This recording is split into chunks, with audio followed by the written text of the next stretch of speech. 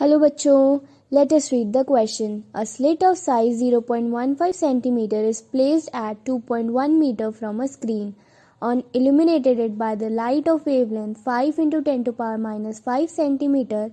The width of diffraction pattern will be. तो यहाँ पे जो की कॉन्सेप्ट है जो यूज हो रहा है वो है डिफ्रैक्शन का. So diffraction is spreading out of waves when it falls on some small object और particle.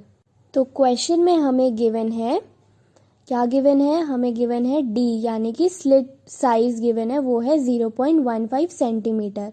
Distance between the slit and the screen is 2.1 metre और उसको हम लिख सकते हैं 210 सेंटीमीटर. और जो वेवलेंथ है यानी कि लैम्डा वो है 5 into 10 to power minus 5 centimetre. So question में अब हमें पूछा है विड्थ ऑफ डिफ्रैक्शन पैटर्न क्या होगा. तो विड्थ का जो फॉर्मूला होता है वो होता है delta x equal to 2 lambda d divided by small d, where delta x जो हम कंसिडर कर रहे हैं वो विड्थ है. तो यहाँ पे जो गिवन वैल्यूज़ है वो सारी पुट कर देंगे, वो हो जाएगा 2 into 5 into 10 to power minus 5. D है हमारे पास 210 centimetre and divided by slit size जो कि है 0.15 सेंटीमीटर्स.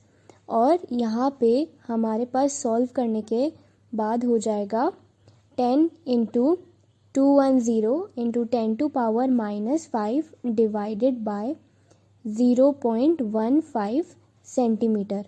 और ये हो जाएगा हमारे पास में. So we will get 21000 into 10 to power minus 5 divided by 15 and that will be equal to 14,000 into 10 to power minus 5 and which can also be written as 0.14 centimeter. So this is the final answer. So in the options given, option D is the correct answer. I hope you understood it well. Best of luck.